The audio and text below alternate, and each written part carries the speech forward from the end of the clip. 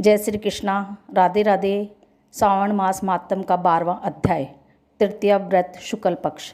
भगवान शंकर सनत कुमार से बोले, अब तुम श्रावण शुक्ल तृतीया तिथि को किया जाने वाला स्वर्ण गौरी व्रत सुनो।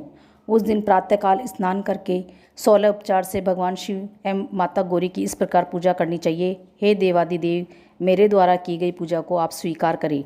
गौरी माता के व्रत की पूर्ति के लिए 16 बायने दंपतियों को देकर कहना चाहिए, मैं माता गौरी के प्रत्यर्थ तथा व्रत पूर्ति के लिए उत्तम ब्राह्मण दंपतियों को बायना देता हूँ। चावल के आटे से निर्मित 16 पकवान बांस की 16 टोकरियों में रखकर उन पर वस्त्र रखकर सपत्नीक 16 ब्राह्मणों को बुलाकर निवेदन करें, मैं व्रत की संपूर्णता और फल प्राप्ति के लिए यह बायना देता हूँ। अलंकार आदि से संपन्न पतिव्रत धर्मयुक्त शोभन सुहाविसिनी इसे आप स्वीकार करें। इस प्रकार 16, 8, 4 या 1 वर्ष व्रत करके उद्यापन करना चाहिए। पूजा की समाप्ति पर कथा सुनकर व्यास जी को पूजन करना चाहिए।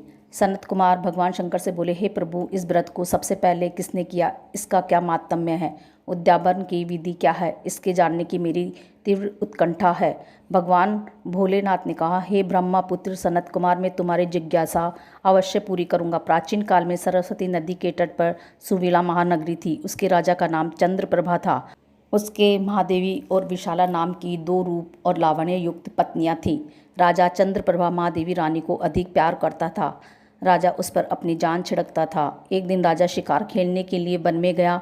वहाँ उसने शार्दुल सिंह, 12 अरना भैंसे, हाथी आदि का शिकार किया। अब राजा को प्यास व्याकुल करने लगी।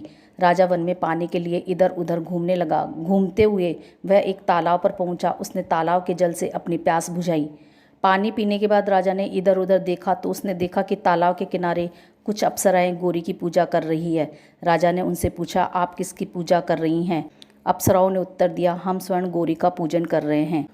राजा ने फिर पूछा, देवियों, इस व्रत को करने की विधि एवं व्रत का क्या फल मिलता है, बताने की कृपा करें। अप्सराओं ने उत्तर दिया, श्रावण शुक्ल तृतीया के दिन यह व्रत किया जाता है। इस व्रत में भगवान शंकर और भगवती पार्वती का पूजन किया जाता है। इस व्रत में 16 धागों का डोरा पुरुष अपने दाएं हाथ में तथा स्त्रियां अपने बाएं हाथ में बांधती है।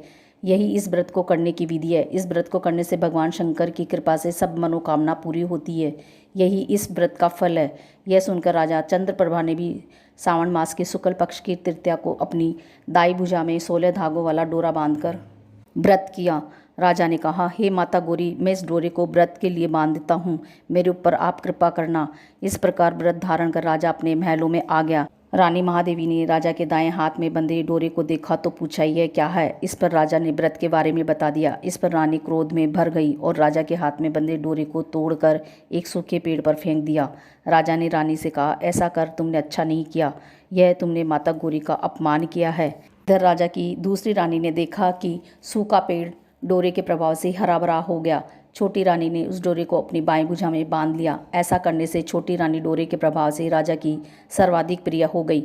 इधर बड़ी रानी व्रत का अपमान करने से राजा द्वारा त्याग देने के कारण दुखी होकर वन में चली गई।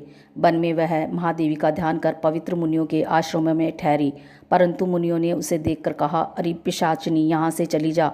राजा और मुनियों द्वारा तिरस्कृत रानी महादेवी घोर जंगल में घूमती हुई थककर एक जगह बैठ गई। वह गौरी का स्मरण कर पश्चाताप के आंसू बहाने लगी। रानी को दुखी देखकर देवी को उस पर दया आ गई और उसे दर्शन दिए। रानी ने देवी को दंडवत प्रणाम किया और उनकी स्तुति करने लगी। हे देवी, आपकी जय हो, आपको बारंबार नमस्कार है। हे भक्त वरप्रद, आपकी जय हो। हे मंगले मंगल रूपे, आपकी जय हो। इस प्रकार भक्ति के द्वारा देवी से वर प्राप्त करके बड़ी रानी ने गौरी अर्चन करके व्रत किया। व्रत के प्रभाव से राजा बड़ी रानी महादेवी को वनों से महलों में ले आया। देवी के प्रसाद से राजा तथा उसकी दोनों रानियों की सब इच्छाएं पूर्ण हुई। दोनों रानियों सहित राजा संपूर्ण राज्य का उपभोग कर समृद्धिशाली हो गया। अंत में राजा व दोनों रानियां देह त्याग कर शिवलोक चली गई। शिवजी बोले, हे तात, जो शोभना पार्वती का व्रत करता है वह मेरा तथा पार्वती का अत्यंत प्रिय प्राणी हो जाता है। इस लोक में सुख सुविधा भोग कर और अपने शत्रुओं पर विजय प्राप्त करके अंत में मेरे लोक को चला आता है। अब मैं तुम्हें इस व्रत की उद्यापन विधि बताता हूँ। शुभ तिथि शुभवार चंद्रबल ताराबल हो जाने पर मंडप में अष्टदल कमल के ऊपर धान्य, उसके ऊपर घट स्थापित करना चाहिए। उस घट पर 16 पल का बना तांबे का पूर्ण पात्र रखना चाहिए। उस पूर्ण पात्र में तिल भरकर उसके ऊपर पार्वती तथा भगवान शंकर की प्रतिमा रखनी चाहिए। इसके ऊपर 2 श्वेत कपड़े और श्वेत रंग का यज्ञोपवीत रखा जाता है।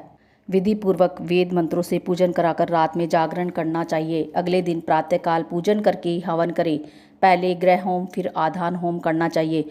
जौ और तिल को घी में मिलाकर 1000 या 100 प्रधान आहुतियाँ देनी चाहिए। इसके बाद वस्त्र, अलंकार, धेनु आदि से आचार्य की पूजा करनी चाहिए। 16 बायने निकालकर ब्राह्मणों को देना चाहिए और उन्हें भोजन कराना चाहिए तथा भोजन उपरांत दक्षिणा भी देनी चाहिए। इसके बाद अपने मित्रों संबंधियों को भोजन कराना चाहिए तथा स्वयं भी भोजन करना चाहिए। जय श्री कृष्णा। राधे राधे। ओम नमः शिवाय।